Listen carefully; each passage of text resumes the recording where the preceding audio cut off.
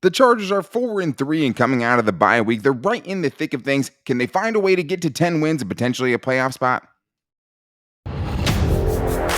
You are Locked On Chargers, your daily podcast on the Los Angeles Chargers, part of the Locked On Podcast Network, your team every day.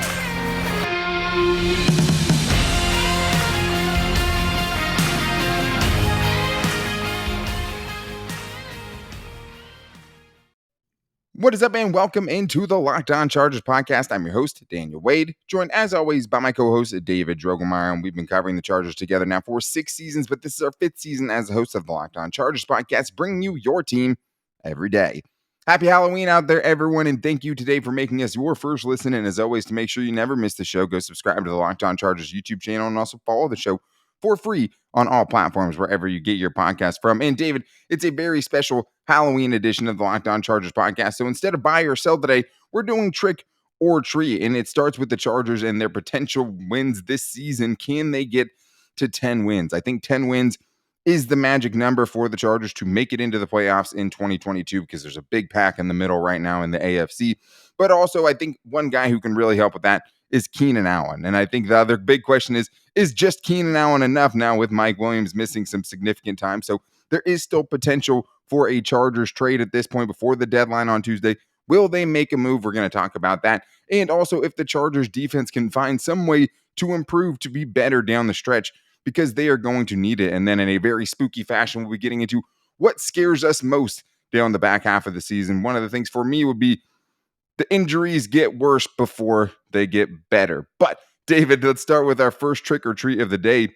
It's the Chargers will get to 10 wins in 2022. They sit at 4-3 right now. That means they would have to go 6-4 the rest of the way. Are you treating or tricking that the Chargers can get that done? Yeah, so I think with this one, I think if you would have asked me last week after the loss, immediately afterwards, I would say, no, there's no way. I have no faith left in the Chargers. But after a week to kind of sit on that and allow myself to get back into the swing of things, and then I take a look at this back stretch of the season for the Chargers, and actually I'm going to go treat. I do think that the Chargers will get to 10 wins, and I think a large part of that is because they're going to get some key members back healthy that are going to make a significant difference. And one of those big ones for me is Joey Bosa. Hopefully towards the back end of the season, hopefully they get 4 to 5 games out of him. Pairing him back up with Khalil Mack is a major benefit for the Chargers defense, and something that they have only got to see in a few games this season, and it was very, very effective. I think that's one reason why, and just looking at this, this backstretch, I think they can get there. It's going to be tough, especially towards the end of the season, but I think they can do it.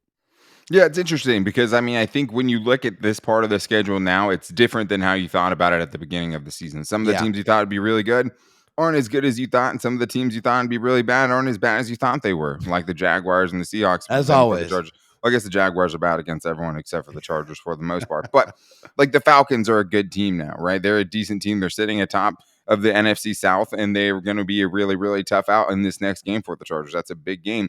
The Cardinals, on the other hand, at 3-5, probably not as good as you thought they would be at this point. So it's not as hard, I think, as we originally thought this backstretch was going to be, and why we thought it was so important to, kind of pile up wins in the first half of the season for the Chargers, which it still was. You should have beat that Jaguars team, right? You shouldn't have been blown out twice already.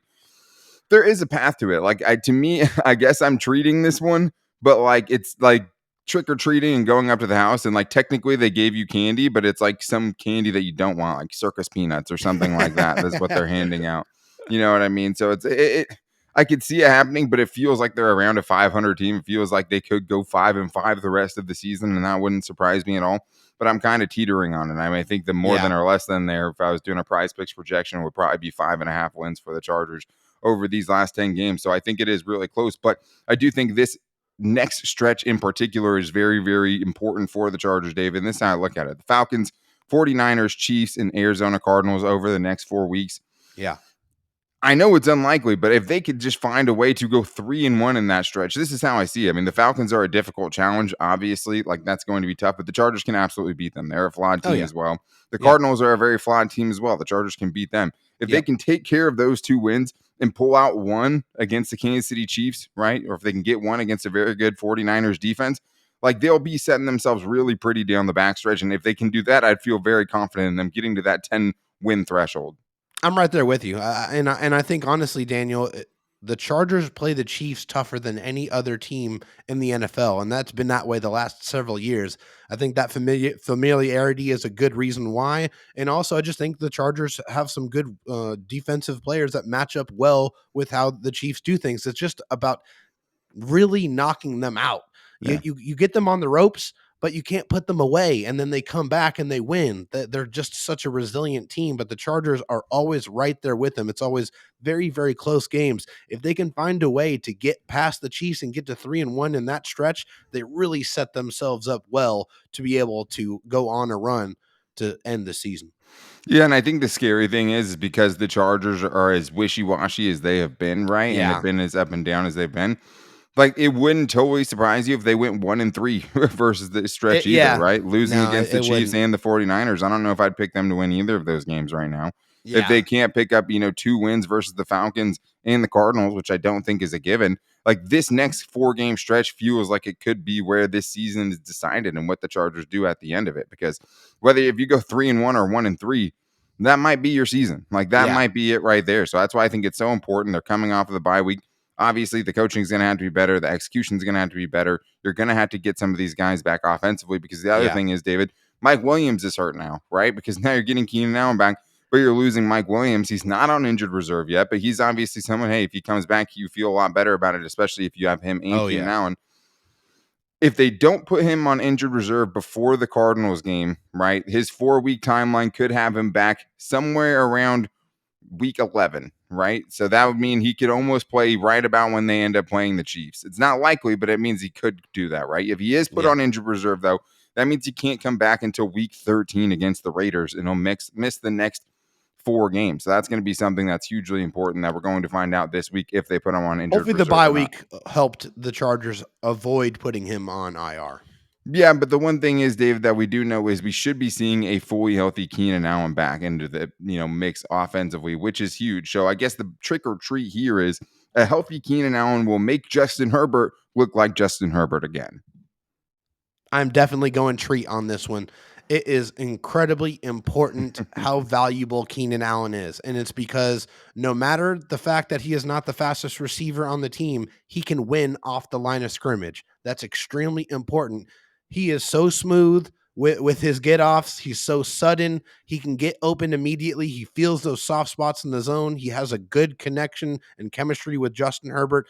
And it's just the innate ability to get open on third downs and to convert those third downs. The Chargers on third down have been really bad. This is from Daniel Popper of The Athletic. Their third down conversion rate has dropped from 45.2% last season, which was tied for 5th in the NFL, to 40.6% this season, which is 15th. That is a direct reason because Keenan Allen has not been out there saving the Chargers on third down. Yeah, I mean, it's too many times, right? It's Justin Herbert or Keenan Allen bail us out on third down. And I mean, it seemed like even last year when things were going good, that was something that was going to end up catching up to them eventually. And I think, yeah, with Keenan Allen, I mean, that's a kind of a crazy thing, though, David, because you're saying 15th and third down percentage right there. And that's like, you've been league average without Keenan Allen, right? Yeah. So just what is that dude going to be able to do for your offense? I mean, I think I would treat this for the most part. I mean, he's missed basically 6 games this year. He missed, 5 full games and 2 halves in the 2 only games he's played in. He's Herbert's go-to guy. He helps on third down. But the problem is, to me, is you still only have one receiver. You still end up having other teams being able to game plan. Hey, don't let this dude beat us. Make DeAndre Carter beat us. Make Josh Palmer beat us if he's back, right? I do think having him back is different because I do think teams were at times willing to leave Mike Williams, at least on shorter routes, one-on-one, and trying to make him beat you quickly. Yeah. And that worked for them at times. You can't really do that with Keenan Allen. So that's going to open up one-on-one matches for other guys. It's going to get Austin Eckler better matchups. But you still don't have that other guy. You still don't feel like there is another NFL proven receiver on this roster right now. Josh Palmer's the closest thing. He's still out in the concussion protocol as we see it right now. So that's going to be really interesting. There's still time, though, David. The Chargers could decide to make a trade and trade for a wide receiver because the trade deadline is tomorrow. There is still time, Tom.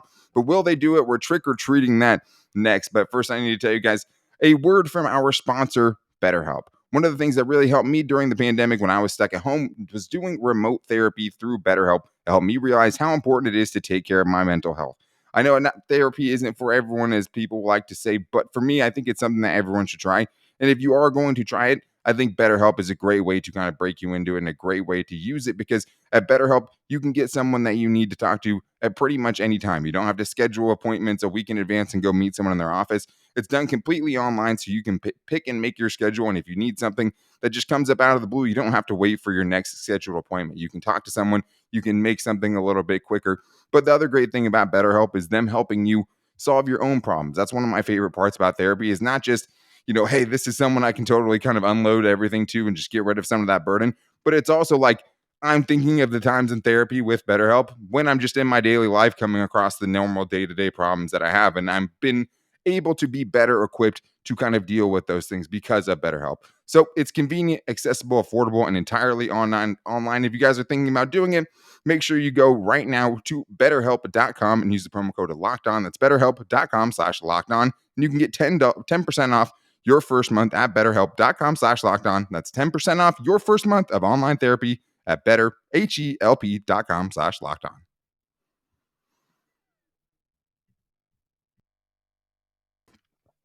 All right, we're continuing this trick-or-treating session. We're running door-to-door, sprinting to see as much candy as we can get on this Halloween. King But size David, only, baby. yeah, if you find that king-size house, you're definitely wearing Sorry, that I'm out from for San candy Diego. bars. Some Yeah, rich San households Diego, around me. you can find them. There's notorious houses around that you Yeah. can, are on every. Some people gave me soda. I remember one house gave out soda cans every year. Another house gave out king size candy bars every year. I definitely was hitting those up on the regular. Definitely. Yeah, I mean, somebody might punch someone if someone was giving kids soda these days in 2022. Probably. But let's get to the next trick or treat we have here, Dave, with the Chargers, and that is trade deadline talk, because the Chargers have now very, very limited time to get something done. If they're going to add somebody to this roster, the trade deadline is tomorrow, right? Tuesday at 4 p.m. Eastern time. So there is still time. We've only seen Tom Telesco make one trade deadline move. It was his first year in 2013, and it was to acquire Sean Lissimore. Yeah. David, trick or treat this. The Chargers will make a move before the deadline tomorrow. Man, I got a real sweet tooth here, and I have a hankering for the Chargers to make a move on this one. But unfortunately, knowing Tom Telesco, I'm going trick on this one. This is not in his nature. He just doesn't make moves like this. He's not aggressive. He's never been this type of aggressive general manager the entire time that he has been the leader of the Chargers. So I don't feel like you should have any confidence that the Chargers will go out there and make a move to bolster a wide receiver core that desperately needs it, unfortunately. Yeah, I'm tricking it as well. I mean, I think, obviously in a perfect world, you would have a guy already have been traded at this point Right. where we're sitting right now with the bye week, right? Already pretty much over. And now it's just a regular week of practice. Yeah, I don't see it happening. And I think that is an indictment on Tom Telesco, because you say, hey, it's not in his nature. Like, it's your job to also evolve. It's your job to know Exactly. when enough is not enough. And it's also your job to be self-aware enough to understand that, hey, if I can find a player that helps me win one or two more games this season, that could be the difference between getting Justin Herbert his first ever playoff berth, right? And Yeah. making all of these big swings that you took in free agency in the Shut up a lot of offseason. critics too about saying that your quarterback can't win the big games. Yeah, I mean, you can't worry about those things, obviously. But, like, I think he should be just answering the critics who are saying, hey, you've only had two playoff berths in your 10 seasons as general manager, and you Yeah. have a all-world talent quarterback right now, and you're kind of teetering on the edge of the playoffs right now as we speak. Yeah. I mean, it would come down to tiebreakers if things ended today. So I think that is an indictment on Tom Telesco if he can't realize, because I get it. Yeah, you're always looking for the future. You're always looking for the future. But at some point, it has to be now. Like, the Yeah. time has to be now. This is one of those seasons where it's like, hey, yeah, maybe you don't do it at every trade deadline. But with the amount of injuries, the rash of injuries that Worry you've about seen the happen future to in the your own future. Let's team, worry about the right now. 100%. So, I mean, I don't think they're going to do it, and I absolutely think they should. I think they're making a mistake if they Yeah. don't do it. But hey, maybe we will all be pleasantly surprised, and we'll get that very special Halloween treat that we're looking for, that king-size candy bar. But let's get to the next one here, David, because I think we all know that if the Chargers are going to have success in the back half of the season, the defense has to be better than it was the first half of the season. So the trick or treat is this: the Chargers defense will be better in the second half of the season. Yeah, this one was one I was really struggling with because the Chargers defense has really struggled, and it's all about the explosive plays. And to grab another snippet from the great Daniel Popper of The Athletic, 55 explosive plays given up by the Chargers this season, 18 rushes, 37 passes. 16 of those have gone for 30 or more yards, and this one's right just for you, Daniel. Oh, They've no. given up 4 rushes of 50 or more yards, which is the most in the NFL, and they have given up 5 rushes of 40 or more yards, which is tied for the most in the NFL. So if the Chargers can just be a little more simplistic with their defensive keys, maybe take a little bit of those checks away and really just turn them loose and let them be more aggressive, maybe they can kind of quell some of those explosive plays, because that's been the biggest difference between a Chargers defense that's been towards the back end of the league in efficiency to a defense that could be really closer to the middle of the pack or closer to the, I'd say the 12 to 13 area, if they just stop allowing those gigantic runs to just suffocate everything that they're doing on the defensive side. That's the biggest thing that needs to change. But unfortunately, I'm at this point, I'll believe it when I see it. So I'm going trick. Yeah, I mean, 27 points per game allowed, 31st in the league, 20th in yards allowed, 17th in defensive DVOA, which means like they should basically be an average group. It is all those weird big plays that they've been giving up. And I think the sad part is like they're not even giving up big plays because they're being so aggressive that they're just getting beat, right? Like No, I think in that situation you would at least understand it. They're like, hey, we don't have the people. We're just going to be super aggressive and kind of live with the results. But like right. it's been kind of conservative and also giving up the deep plays when you're really in defenses that shouldn't be allowing these big plays. Yeah, Like the you're third and setting longs have yourself. been the most frustrating thing this entire season. Them giving up those 3rd and 8 and more multiple times throughout the Yeah. year has been like, please, please get that fixed. If you They're do better in anything, third and short, and they're a terrible run defense. It makes yes, no if you sense. do They're like a anything top during the 10 bye third and week, short team. get off the field on 3rd down, Yeah, please. it's huge. And I mean, Joey Bosa is also a big part of this, right? Because Massive. okay, missing 8 to 10 weeks. The surgery was September 30th. The Falcons game will mark 5 weeks after his surgery. If we're going off the 8 to 10 week window we were given at the beginning, that would mean the earliest he could be back would be week 12 versus Arizona, meaning he could play in the final 7 games of the season. So yeah, your defense is going to be better if you can get him back for 7 games when you For only had him sure. for 2.5 games to start the year, right? Even if you're being a little bit more conservative, right, and you say he comes back week 13 or 14, you get him the final 5 or 6 games of the season, that's still going to be a lot. But what about this, David? I mean, can Michael Davis be better than the version of JC Jackson that we've seen to this point? Or Yeah, that I we mean, I saw, I think guess. we've seen it. So you definitely will Michael Davis be that version that we've seen in the past. I think Michael Davis has shown us that when you give him some time to learn in the system, to get comfortable, the measurables, the speed, the height, weight is there. Like he has everything that you want out of a corner. So if he has the mental aspect of it down and he's able to go out there and play fast and play to his physical ability, I think we absolutely can see that version. And I think we've seen flashes of it this year. So I think that's what gives me some confidence that we can see that version of Michael Davis on a more regular basis. And the thing is like I'm not even saying Michael Davis can be, what he was at his best. It's more Right. just can he be not the total liability that Yeah. JC Jackson was when he was obviously dealing with a knee injury that we didn't really know about while he was trying to recover and fit into this Chargers defense? Can Yeah. he be better than that JC Jackson that was getting picked on a lot of times in those games the Chargers were losing? That's, I feel like, a realistic question. He could definitely be better than that, which obviously helps a little bit. But the Chargers run defense has to at least get back to closer to middle of the pack, closer to average. If they can stop those explosive plays, that is something where it feels like that's a realistic place that they can get to, because a lot of it's looked a lot better than it actually Yeah. was last year, but the results are ending up pretty much the same because of those explosive plays. And that's why the Chargers run defense is one of the things that absolutely scares me the most down the stretch. So we're going to continue this Halloween Locked On Chargers special, talking about the things that scare us the most going down the stretch. Like, well, the Chargers continue to be the worst run defense team and one of the worst rushing teams in the NFL. And will their injury situation get worse before it gets better? We're going to talk about that. But first, I need to tell you guys about BlueNile.com. Whether you're looking to pop the question, have a milestone to celebrate, or want you let your love sparkle, Blue Nile can help you make your celebrations even more memorable. As their original online jeweler, Blue Nile offers the largest selection of independently graded diamonds and pieces priced significantly below the traditional retailers. For me, when you're doing something, when you have a momentous occasion, when you need to make the moment perfect, when you need to let your love sparkle, you don't want to get it wrong. And that's one of the things I absolutely love about BlueNile.com. When you're making this decision, you want to know that you're getting all the help necessary to do that. Blue Nile has jewelry experts on hand 24/7, available via phone or chat to help you find a memorable gift at every budget. That's the other thing too, right? They can help you get exactly kind of the piece that you're looking for while kind of staying in the range that you're trying to spend. You're getting it much less than you're getting at other retailers, and you can shop stress-free with Blue Nile's 100% satisfaction guarantee.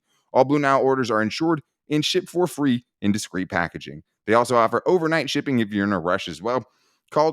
Make your moment sparkle right now with Blue Nile. Guys, go to BlueNile.com. Use the code LOCKEDON to save $50 on your purchase of $500 or more. That's BLUENILE.com.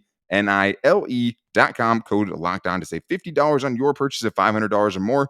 BlueNile.com. Code LOCKEDON.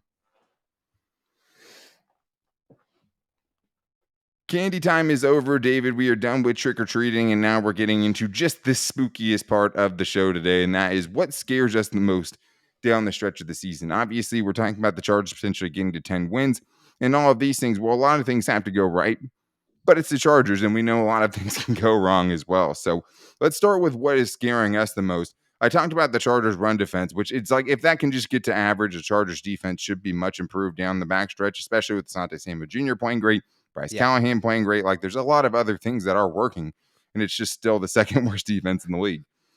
What scares me the most, though, is offensively, David. Will the Chargers continue to be one of the worst rushing teams in the NFL? I mean, I think for me, if this offense is going to get anywhere close to what it was last year, if they're going to be able to make Justin Herbert look like Justin Herbert again, this is one of the biggest things standing in its way. I agree. I agree completely. I mean, when you have a good running game, you can really play action off of that effectively. Your passing game becomes much more effective. You're able to pass protect a lot better. I think when you're running the ball better, you get your offensive linemen engaged as well. I think they get into the flow of the game and they play better. And unfortunately, we haven't seen, outside of one performance against the Cleveland Browns, we have not seen an effective rushing attack the entire season. So if they're able to come out of the bye week and really run the football effectively, that could really change the dynamic of how this Chargers offense has performed, because we've seen when they're able to run the ball, they are able to score points. And that's one of the big things that's been missing. A Chargers offense that still has a lot of weapons and still has Justin Herbert at quarterback should be scoring more points, and a rushing offense that actually provides some quality, I think would really add a lot to that claim. Yeah, I mean, I think it's going to be, help Justin Herbert. It helps the entire offense. I think the other thing is you face less third downs, right? Because the third downs have kind of been one of the cruxes of the issue for the Chargers and the offense is just you're going and facing so many third downs, so many third and long situations as well, where if you're running effectively, now that 7-yard pass you're throwing on second down is now a first down, right? Instead of just being 3rd and 3 or 3rd and 2.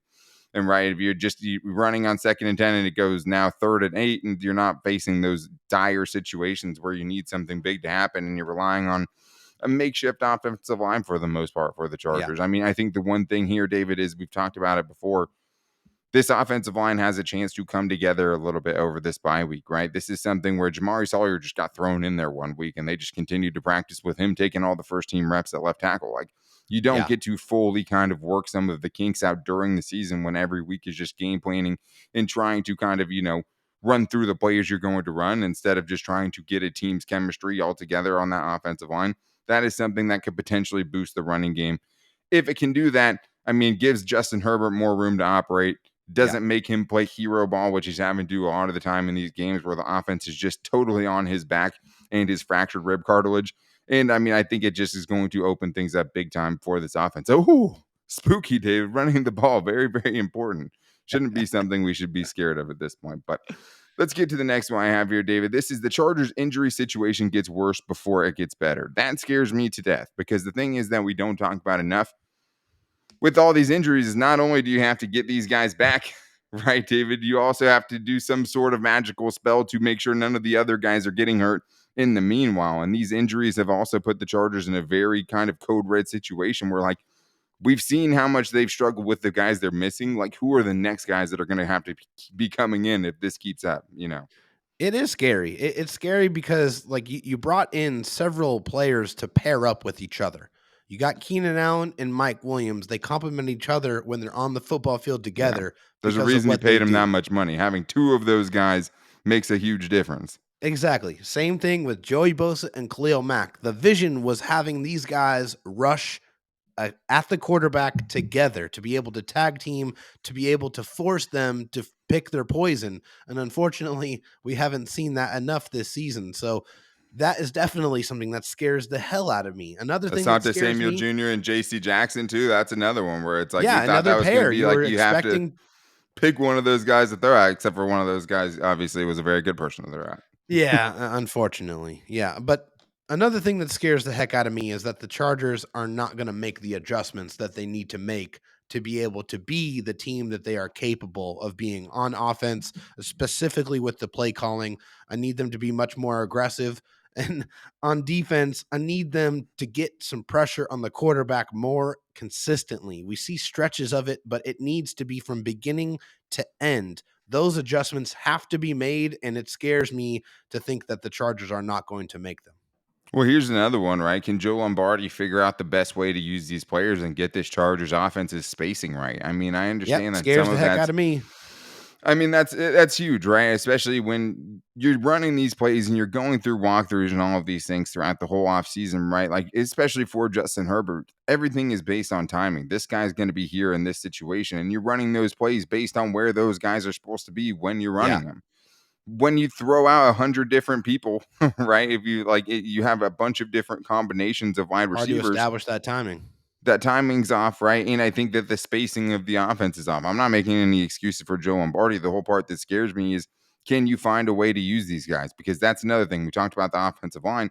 It's the same way with the wide receivers, right? Joe Lombardi hasn't had to craft a game plan based on Michael Bandy being wide receiver 2 or DeAndre Carter being wide receiver 2. You just don't necessarily plan for things like that. Obviously, they should have. They should have had Yeah, more talent in that room. But yeah. here we are. So, I mean, that's scary to me, David. Can, with those adjustments, right, can the Chargers get that running game adjusted? And can they also find some way to make this passing offense look innovative? All you want to see is Justin Herbert.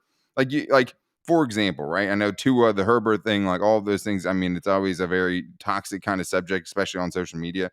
They have very different weapons. But if you watch the Dolphins offense, right, Tua's getting back to the spot in his drop and he's throwing it, and there's a receiver running wide open. Like, the Chargers just aren't finding those, situations where Justin Herbert's able to find receivers in space. It always just seems like it's such a tight window throw that he has to make, and he just has to be perfect Yeah. on every throw. Yeah, it helps when you have two guys who run 4-2 and 4-3, obviously, Yeah. but that's more of an indictment on the Chargers personnel. Either way, like, they have to find out something with what they have left, and that kind of scares me. Yeah, it definitely scares me. And that's why I'm hoping that a guy like Donald Parham Jr. can get healthy and they can really factor him into the offense and let his yards after catch ability really shine, Yeah, because I think that's an element that can really and add. run blocking too. Yeah, Yeah, you know, Donald the Parham, long that's limbs, man. The unfortunately the tight ends have not really been that great in run blocking. They've Trey been, McKitty especially, yeah, yeah. they've been a liability, and that's unfortunate because Trey McKitty was very good last year, and he needs to return to that form to where he was really knocking guys out and really moving them out of the way. We haven't seen that so far this season, but hopefully they get right over the bye week and they can become that scary running offense that we need them to be. And Tom Telesco can do the spookiest thing at all and, not spend third round picks on blocking tight ends that now in year 2 can block, and send every single third round pick that you have to the Jets for Elijah Moore. And then, Please and thank find you. a way to make everybody's Halloween a better day. That's all treat if you're able to pull something off Oh like yeah. that. But, like, not hitting on guys like that is why you should be more aggressive in times like this. Go find yourself proven players that can help you right now, not guys that you think can develop and be cheap for you down the road, because Yeah. that is just a wish. It's exactly that. It's all a crapshoot, and the Chargers haven't been good at it. Go get someone like Elijah Moore who wants out, and then after the last game saying, I don't know what it's like, being with Zach Wilson in our chemistry because I don't get the ball. Go get that dude and give him the ball. That'll help a lot with the And pair him Chargers up with Justin offense, right? Herbert, and let's see what happens. I think it'll be very scary for all the other teams in the NFL. Exactly. Everyone be safe out there on your Halloween tonight. Everyone with kids, have fun out there. Enjoy all of that, right? Be careful out there for sure. But make sure you keep all of, the goat sacrifices, voodoo rituals, all that stuff. You don't have to do that. The Chargers just have to kind of break the curse on their own. But thank you guys for making us your first listen today. We always appreciate it. If you guys need a second listen, make sure to check out Locked On Sports Today, wherever you get your podcast from.